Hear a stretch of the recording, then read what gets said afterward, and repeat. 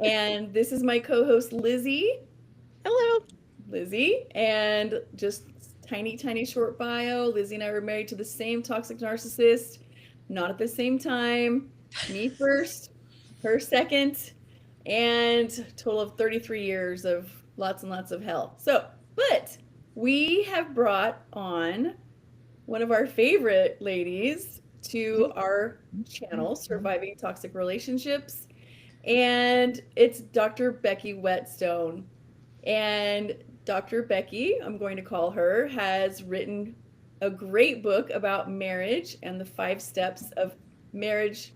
Pieces. Becky, remind me of the title. Kind of like the 5 steps of, Well, the book is called I Think I Want Out What to Do When One of You yes, Wants to End Your Marriage. And I do talk about the 5 stages of a deteriorating marriage thank you. in the book. I knew deterioration was in there. So, yeah. And so she literally, like in her book, she describes that oftentimes, and this is from her own personal experience, by the way, that oftentimes there are several stages of a marital deterioration. And if you can realize and recognize those stages, then you can possibly stop any kind of a divorce from happening. And so Dr. Whetstone has all kinds of experience in not just that arena, but many other arenas. And since Lizzie and I are all about toxic slash narcissistic slash gaslighting slash manipulation slash The big abuse, bag. The big bag. the big bag of all of it, we're all about that. And she's been through, with her therapy sessions, like she has seen so many different scenarios. So we just thought she'd be a great person to come on for our Virgin live YouTube. Why do I feel like a guinea pig? We didn't tell her it was our first time. I don't think you're No. supposed to tell people about that. We didn't tell her. It's So kind of we like just saying I have stage fright. I actually do have stage fright. really? Oh Oh, no. Oh, you know it's a what, ladies? curse. You know why? Because I love public speaking. So this is like a curse. I mean, oh wait, isn't that like a blessing? Like public speaking is one of the biggest fears there are ever. No, I love to do it, but I have stage fright. That's what I'm Oh, I saying. see. I see. So you love, okay, kind of a blessing, but then you're like, what am I doing? This is terrifying. Exactly, exactly. It's like I love to do it and then it tortures me. It's like love hate, a love hate completely. Yeah, so we're here and we have this incredible therapist, accomplished therapist and author, and we just want to see if there's anybody out there that has anything they want to talk about. Ask her questions, throw them at her. Oh, please. Please ask We me gotta anything. ask Ask her me anything. anything. How often do you get free advice? Like that doesn't happen very often. Not at So all. you're out there, take advantage. And then Lizzie, I know you said there's a chat somewhere that we're supposed to pull There up, right? is, and if you want to have questions or whatever, just put them in the chat, and then we'll see it directly through the three of us through There's the Riverside. chat. I see Yeah. it. Yep. Okay, perfect. All What if right. one of my family members asks me something? Well, either you answer or you tell them to jump off a lake and you'll give them a hamburger Can we later. hang up? Can we hang up on people? I mean, I think we can. I think anything goes at this point. I could probably hide a comment at this point. I've learned a few Yeah, of okay, those in my cool. time. Yeah, I've done a few of those. I Yeah. don't do a Cool. lot, but yeah.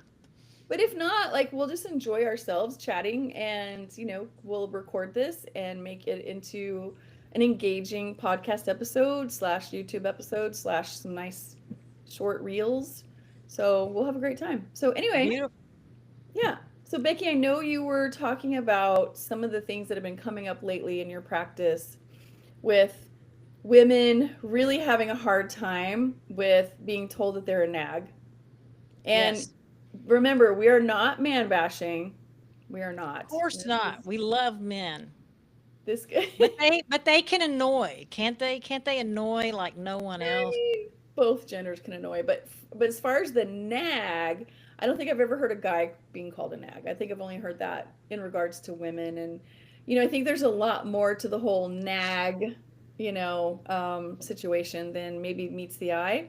So, when it comes to a woman coming to see you and she's complaining that her husband calls her a nag and says that, she's driving him crazy because she complains all the time, like, give us some knowledge and information. Like, what would you do with that client? How would you help her understand where this is coming from and what can she do to kind of defend herself, but also maybe be open to hearing what's going on? Well, I was researching this topic because I like to look online to see what people are Googling and searching to know more about because I like to write blogs. I write blogs to help people learn more about things they want to know more about. And one of the topics that came up in my search was that men were Googling how to shut up their naggy bitchy wife. And so I started researching this and I thought, well, I'm going to write a blog for these guys about how to shut up their naggy bitchy wife. And so I put a lot of thought into it and the whole communication transaction of that. And I realized that what's going on is that women are asking their men to do X, Y, or Z. Like might be, will you remember to take the trash out, or will you help me around the house, or when you get home from work, will you help me for 15 minutes before you sit down and rest on the couch, or whatever it is. And men aren't being responsive to their wives, or you won't help me around the house more, you won't whatever.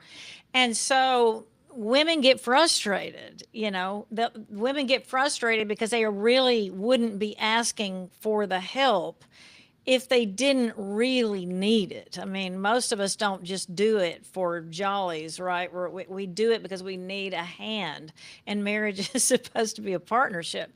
So a lot of these women are saying, I'm a nag because my husband is not responsive.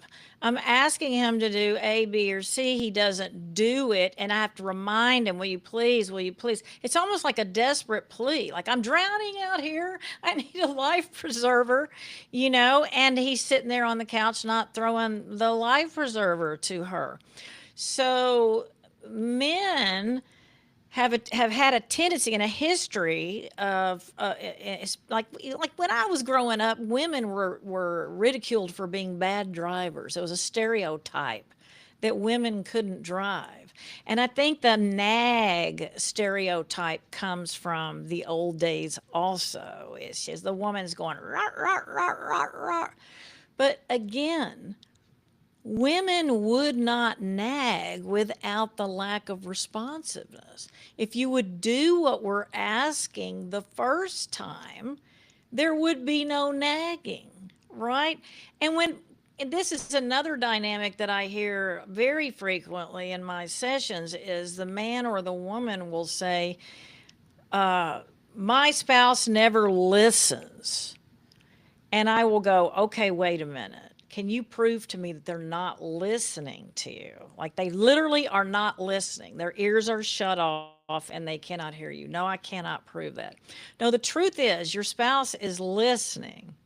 They're just not responding. That's what the problem is they're either saying nothing because they don't want to deal with it, or they're going to say no to whatever it is you're talking to them about, and they don't want to deal with the pushback.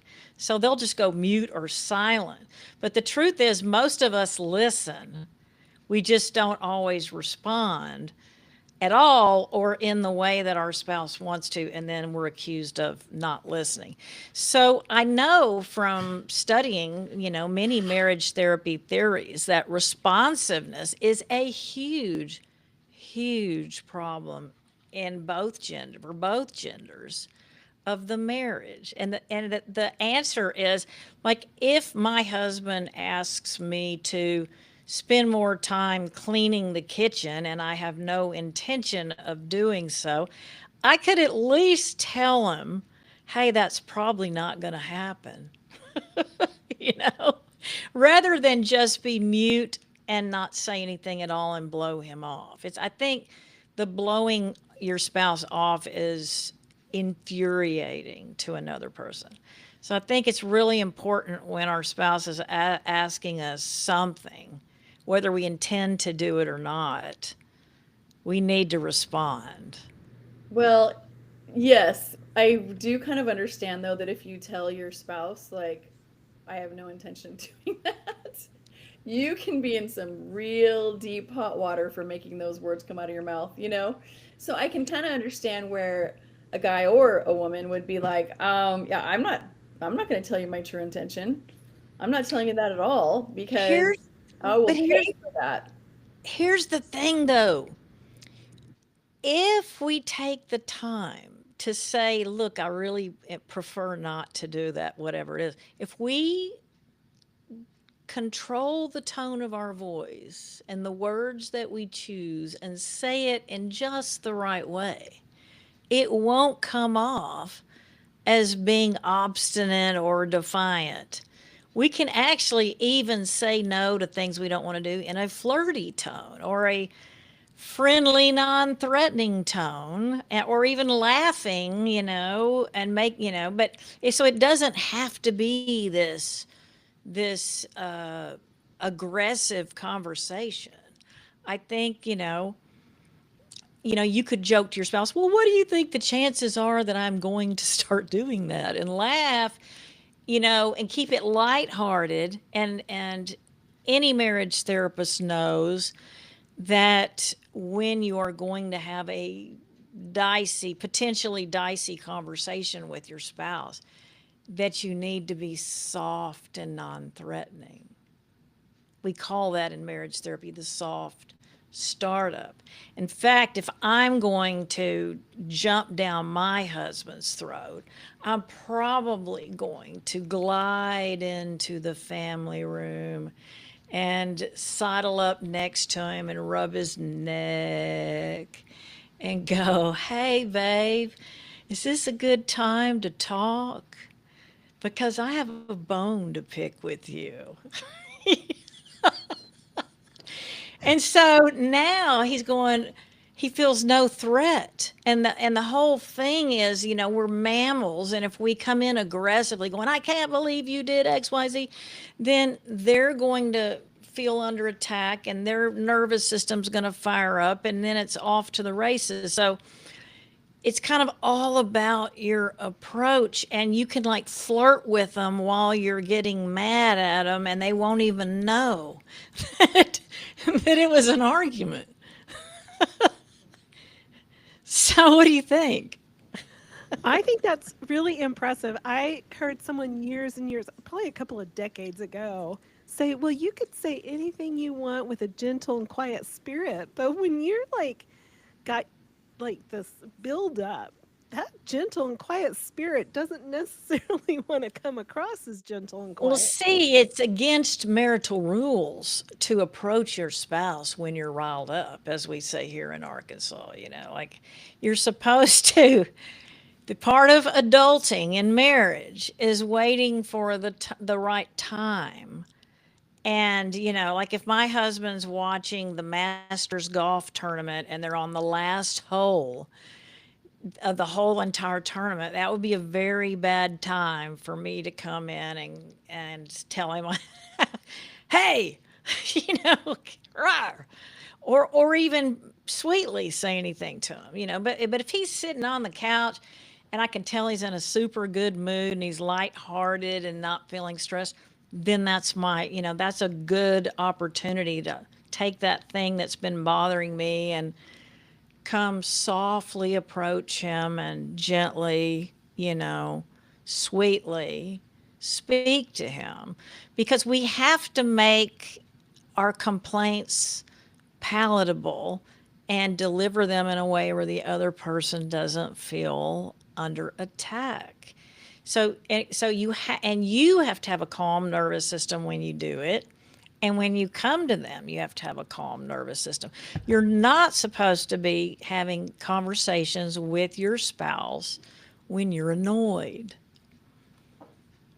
And that's a really good point. And I will tell you, I think, after many decades of marriage. I think that where I kind of went wrong and maybe discovered it later was that I didn't want to confront. I'm not a confrontational person. I'm an empath. I don't, even in a nice way or a kind way or a flirty way, I didn't want to confront. I just want to, okay, he works hard. And you want to just give them the benefit of the doubt, the benefit of the doubt, the benefit of the doubt. But the thing is that we let it build up, right? Instead of confronting it when it's small and just saying, hey, can we, in a really kind, and you're not infuriated. And I did this with my kids too. Instead of just like tackling things with the kids when they were small, you let it slide, let it slide, let it slide, and then, bah!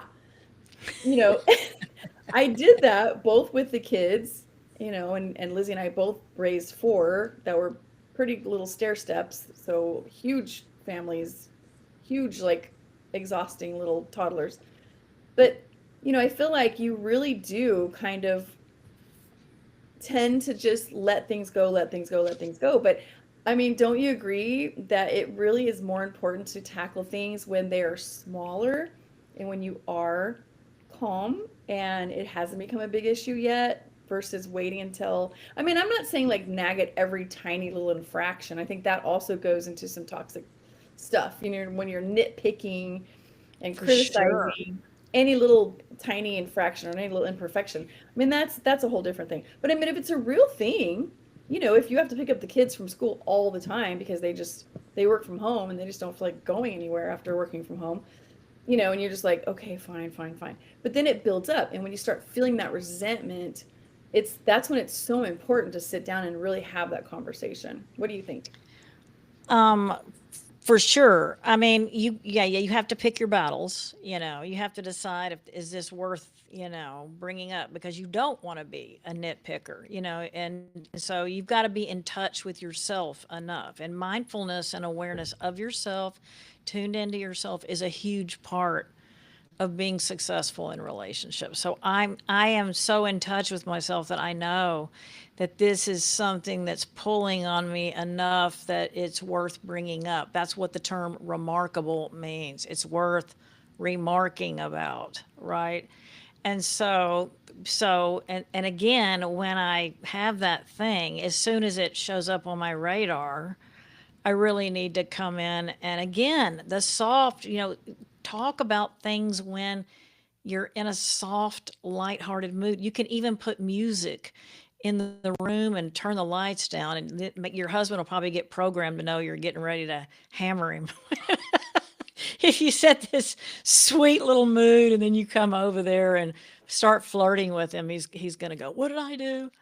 But and the other thing I wanted to say about what you're saying is that we should never be sitting in a state of resentment. Resentment, if I'm sitting in a state of resentment, that's on me. It's not on the other person.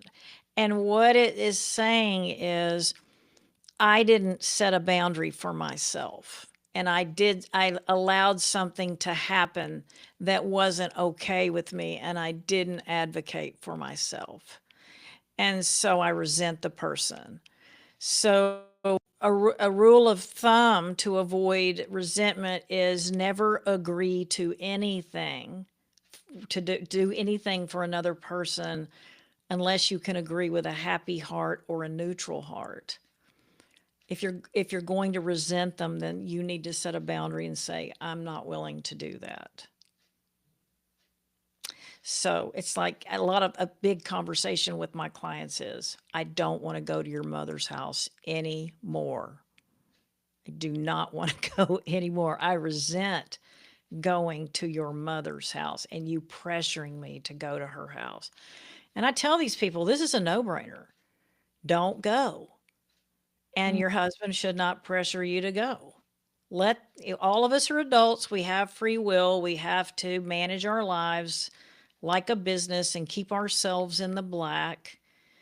And if the mother has been, so awful that it's misery for you to go there, that's ridiculous. Just don't go.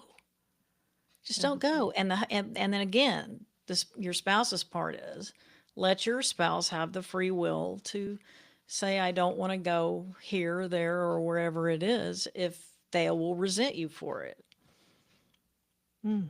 So what do you tell your clients if the spouse like makes them pay for disagreeing with them? You know, like anytime they put a boundary down and say, I'm sorry, I love you, you know, I understand why you want this, but I just don't agree. Like how, because I know like, you know, mine, Lizzie, our shared one, you know, he would just quietly make you pay for what you didn't do and what you didn't go along with him about. And so it became so not worth it to disagree. So what how would you help your client navigate something like that? Well, that first, if I was seeing that couple, I would tell the vindictive person that that's completely unacceptable and it's abusive, it's controlling, it's it's what the term I use in the kind of training that I have is called grandiose and boundaryless. It's like you're being arrogant. You're treating your spouse as less than and you're not restraining yourself diplomatically. You're just, you know, inflicting yourself on somebody, and that's absolutely unacceptable. You cannot have a healthy relationship with someone that conducts themselves that way. And it's exceedingly immature to be vindictive. And to your spouse, are you kidding me? That's outrageous to be vindictive to your spouse. And I know people do it, of course. People pout. Pouting is in the same league. It's completely unacceptable. To give someone the silent treatment is completely unacceptable. I don't know. The biggest problem I see with couples is immaturity and acting like little bratty teenagers when you're 30, 40, and 50 years old. It's ridiculous. So part of what my job is to teach people how to grow up and adult in their relationships. That's very good wisdom right there. Because it's so easy, I think, to just get there without even realizing you're there. And then you're You like, know, oh, I got a bigger problem now. it it is. And I wish everyone would be super tuned in to themselves and to their spouse and obsessed with relationships like I am. I can't expect people to know it on the level that I do, but I swear if people would just what I kind of wish is that we all were forced to go to relationship community college, you know. It's what I really like. I was telling a friend the other day that I had a fantasy that before you would be issued a marriage license, you would have to go to relationship community college and earn a associate's degree showing that you've taken this class and that class and that class so we could all know at least enough to have a successful family moving forward. And the thing is, even the narcissists, like I don't know about, the one y'all were married to, I'm sure he's a piece of work. But if he'd have had a class where he was told flat out that X, Y, or Z is unacceptable, you cannot do this, would it have made a difference at all? Nope, because when I was married to him for 27 years, we went to so many classes. Like I've lost track. And some of these classes were with people that were so wise and so in tuned to exactly what you're saying. You know, really, really understanding the depth of a relationship, Mhm. how to treat somebody, not just a woman or a man, but doesn't matter, a person, a human, to make them feel loved, to make them feel valued, and then they will reciprocate that because that's kind of where it starts. But so many classes, but I'm telling you, he used these classes to just get better at being deceptive and manipulative. So much so that he went and deceived Lizzie before she ever had a chance to even realize who he really was. He was so good at it. and then went on to deceive number 3 and marry number 3, and she thought she had also been blessed from on high with this amazing, attentive, family oriented man.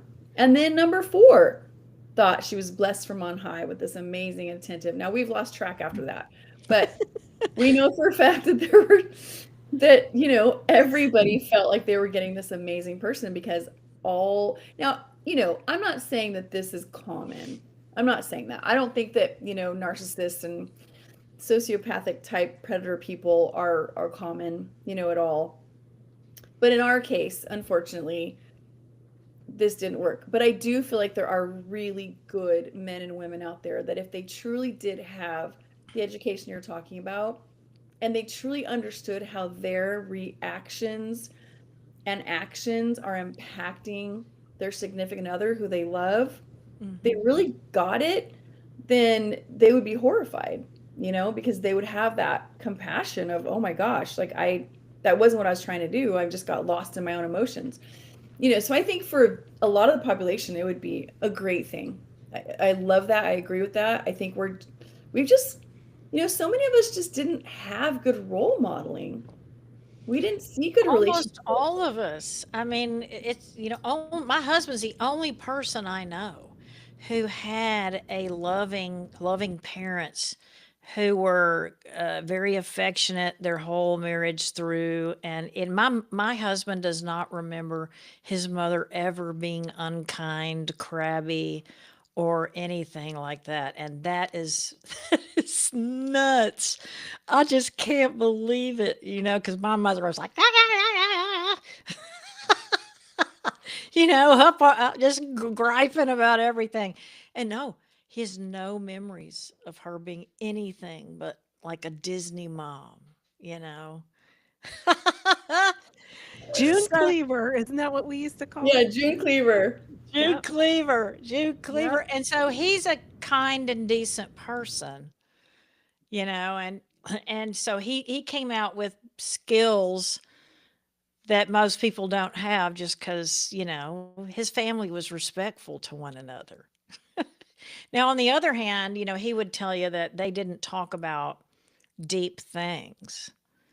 They didn't really know what was going on seriously in each other's life. It was more of a surface kind of thing.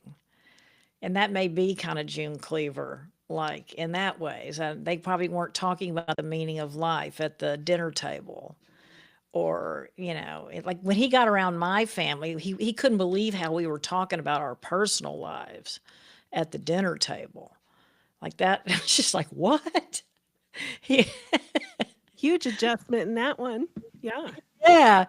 But I know from working with couples, like if they will really spend a year with me, letting me kind of do a community college type thing with them, they're going to be good to go. Like Yeah.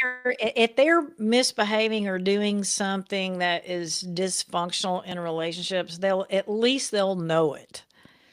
And there won't be arguing over who was right or who was wrong, because you're going to know when you learn the skills, there's no doubt about where the conversations are going wrong. But the most important thing is don't engage with your spouse when your pulse is over 100. If you're not calm, save it for later. If you're riled up talking to them, stop and take a time out and return when you're calm. This is the best advice I can give anyone out there. Just do this, because when you are activated, your nervous system is activated. I've made up that your IQ drops by 20 points. You turn into a nutty Made up. 15-year-old incalcitrant teenager, and you do awful damage to your relationship. So why do that? And that is true, not just obviously with a partner, but also with our kids. I could see that is just a good skill set that really is kind of lost unless you really learn it. Because one thing with my parents, when you were talking about parents, was I never saw my parents fight or argue or have a disagreement. I always saw, I mean, them kind of just being that great relationship, which that gave me security. But when I was in a relationship, there was a lot of things that I didn't know because I never saw that. Like I thought a couple wouldn't fight. I thought a couple wouldn't, go through these things. And then realizing that I was in The Wizard of Oz. I don't know. I've had many people tell me over the years that their parents never fought and yet they divorced, you know, and that the parents just kept, they were kept it secret. And that was discombobulating for people. In fact, I'm interviewing children of divorce right now for a research project I'm doing. And that's one of the themes that's coming up is our parents didn't keep us abreast of what was going on, and didn't things would just happen or go down and we didn't know. And so I even tell couples that are planning to divorce, if dad's going to move out of the house or mom's going to move out of the house, you got to give your kids a little notice. You don't spring things on them, and really kids need to be informed along the way about how things are going to go down and who's going to go where and how this is going to look and all that kind of stuff. Because these deals where you think your parents are happy and then you find out they're not, that is discombobulating to the brain. You have to ask yourself, what is real? What can I count on? I think that's a lesson that your parent, if your parents might be acting like phonies in front of you, which is weird, discombobulating. I think kids need to see a little normal arguing. What we don't want to do is scare kids. We don't want to have knockdown dragouts and stuff in front of them. And it's Yeah. okay to cry in front of your kids, but don't be a basket case in front of your kids. Don't do the Yeah. things that scare them. Or bash the other parent, to your children. Like, don't try So to get your hard. child, yeah, don't try to get them on your side.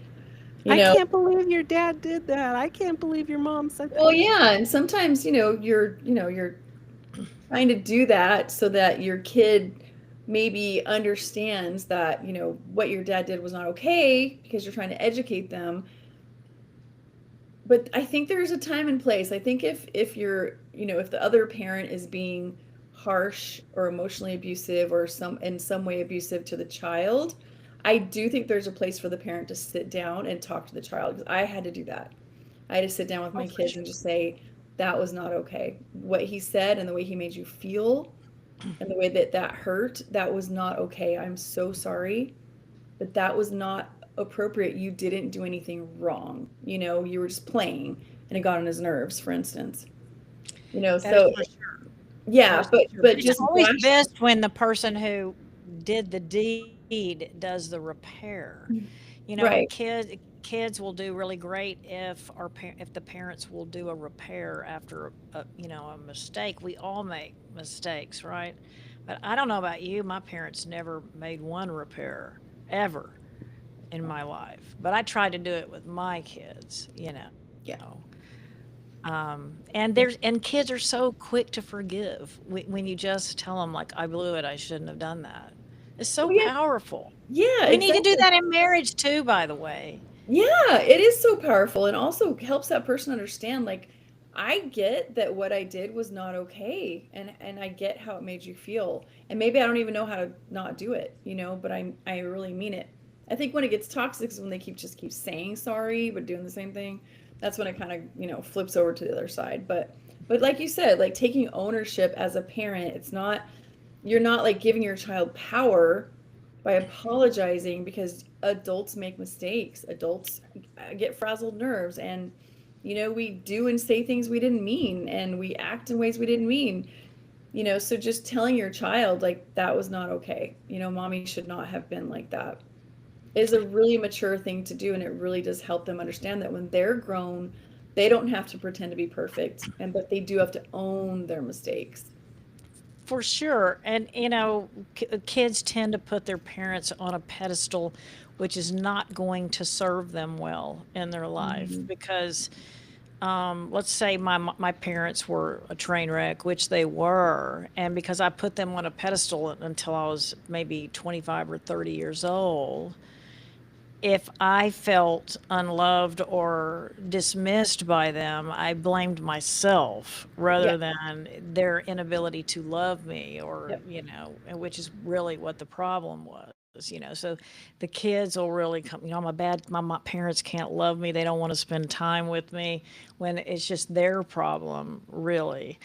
So I remember one time, so I made it a point that I didn't want my kids to think I was perfect. I did not want them to put me on a pedestal. And I remember when my son was pretty young, I told him one night, Mommy shouldn't have done that. Mommy, that was wrong of me to do that. And he was like, No, Mom, no, you're perfect. You, he's like, No, you weren't wrong. And I said, No, listen to me. Like, this is serious business. I want you to know I did, I'm not perfect. I did make a mistake. And I want you to know, like, I'm a human being, and I'm not, you got to get this. And I just really drove that home because, I knew the damage that putting your parents on a pedestal does. So, all of you out there listening to that are 20, 30, 40, and your parents are still on a pedestal, it's time to bring them down to the human being level and, recognize that they're just flawed human beings like the rest of us.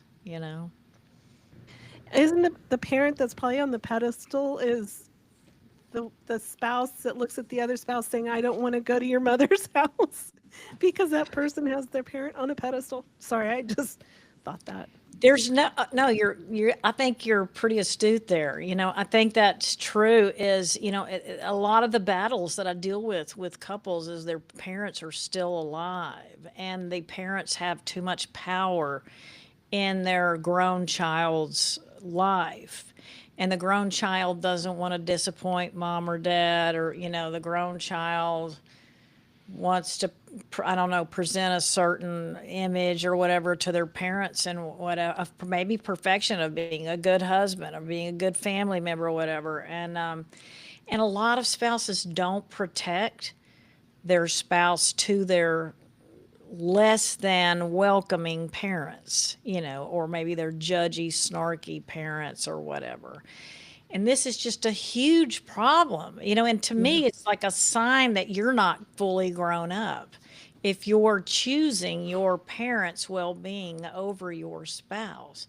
And I know that was a huge problem in my marriage to my kids' dad, is they were just absolutely shameless to me over and over and over again. And I was on my own with that. Like, he was never going to stand up for me.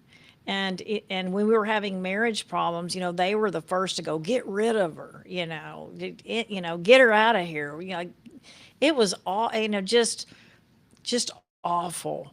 It was just awful. And yeah, so it's just, I think you have to be an adult to have a good marriage. And part of being an adult is you have grown past your parents, and your own well being and your new family's well being comes first and foremost above anything else. And you always have your spouse's back. I mean, well said. It has to be the two of you against the world. And that's the same for blended families.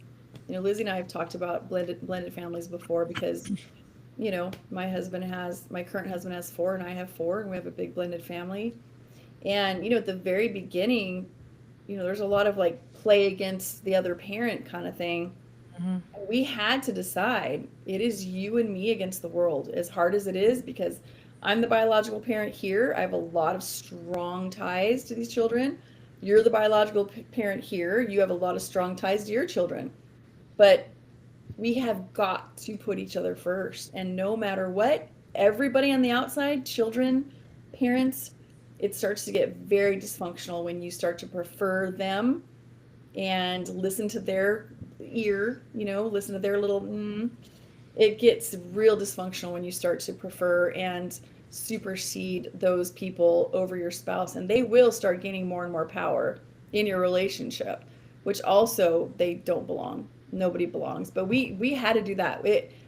I know I've heard that the strongest reason that second marriages with blended families divorce is the blended family situation. Exactly true. 75%. 70, good Lord, I didn't hear that, but 75%. I mean, it's a huge topic. And so if you do not decide from the get-go that it is you and me against the world, and my kids will not influence us and your kids will not influence us, we come to each other first and bind together as a family, the two of us. Man, that was hard. You had to really stick to it. But with that being said, if anybody's out there right now, we are going to be wrapping it up soon. But if you want to come in and leave comments and ask anything to Dr. Becky Whetstone, like, she's an amazing resource. So please jump in now while you have a few minutes of free advice and a lot of wisdom, because yeah, you don't get this every day. Well, I want to tell everybody out there that is contemplating the blended family thing or in one, there is a person out there who's a true jewel, and you should have her on your show sometime. I know that she would love to come on because she's desperate to talk about her favorite subject. She's a world famous researcher on blended families, and her name is Patricia Papper now, although it's paper now. It's what it looks like on, paper now, but it's pronounced Papper now. She wrote the Step Family Handbook and lots of others books for academics like me, to teach us how to help families that are blending. And she has studied what works and what doesn't work and things to keep your eyes open to in step families. And she doesn't really like the term blended family because she thinks that kind of insinuates that we're all supposed to blend so well like a milkshake. And that's usually, not how it goes. I mean, she'll use the term, but it's not her favorite term. And I took a workshop with her because I mean, she is like a gold mine of unbelievably helpful information. But yeah, have her on your show, guys. She is the best. We will. And I had a question. Oh, the question was, if she doesn't like the word blended family, what term does she use to kind of Step signify? families. Step families. Step Yeah. families. Okay, so she goes Yeah. right back to the old, because the blended families was supposed to be like the new etiquette or just the nice, sweet way to put it. Step families. Okay, we're going back. Yeah, like I think if you read her work, and the way she explains these things, it makes very good sense. When I started reading the dynamics, because I was researching my book, and in my book I have a whole section on step parenting and blended families, and so I needed some really solid research-based material to present, and I found her, and she's the mother lode of it. And, and one of her concepts is that at any given point in a step family, someone's going to feel like a stuck outsider, depending on which kids are there and which kids aren't, and even the parent, the new wife or the new husband or whatever can feel like the stuck outsider, and how to deal with those feelings of outsider, and allowing your children to be loyal to their parent who's, not there and is across town or maybe deceased. And just, and of course, unfortunately, Deanna, the hardest ones are the more kids you have, the harder it is to be successful. Like she was saying, the most successful and easiest is the one spouse having one child and the other not having children. The diciest is the stepmother stepdaughter dynamic, which I've had many people talk about that with my clients. The female having a hard time with her, let's say, teenage stepdaughter. But one of the rules of thumb I remember is just not forcing kids to act like they like it, not forcing them to blend, so to speak. If they don't want to go with the family to the parade, don't make them. If they don't want to, you know, do X, Y, or Z, just let them be. Like, the forcing of a child to go along is not recommended. I agree 100% from personal experience. Yeah. You just have to let them kind of fall into the place they're going to fall and really not. I think the most important thing is adjusting your expectations that, the kids, and depending on their ages too. I mean, if they're little and you're the only, you and their other mom, their biological mom are the only figures they have, I think it's going to be a lot easier. But if they're teenagers and up and they So see much you as a harder. threat, yeah, or they feel disloyal, they love you. If they love you, they feel disloyal to their mother That's or right. father, or their mother and father, or say that if you love them, then how dare you, or if you go with them, how dare you, or I'm all alone, I'm sitting here by myself, and your brother and sister are going, and there's a lot of that manipulation. Like, it can get really ugly. And so you really have to just be okay. You're probably never going to be seen as mom, in the And you same shouldn't way, expect it. and you shouldn't expect it, and it's okay. And I think it took me a long time to be. I mean, I didn't want to replace anybody. That was not at all. I respected the fact that they had a mother, and I wanted Mhm. them to have a mother and love their mother. But I also just expected, I guess, a level of warmth that would be at least somewhat close to that, because I was giving it all out. I'm putting you on my insurance. I'm taking you to all your things and going to all your things and, buying you gifts for all your things and all those things. You're just going to have to be okay with always being the step. To put it bluntly, you're always going to be the second person. But if you can get that out of your head of it not being offensive, you can still be a wonderful, warm, kind support system, even if it's on the outskirts of that circle that they have. You can still be a wonderful person that they look up to and that models how to treat their father or their mother. If they get to see that you've treated their father or mother with so much love and respect, Mhm. and that you've modeled a beautiful relationship, sometimes that's all you need, you know?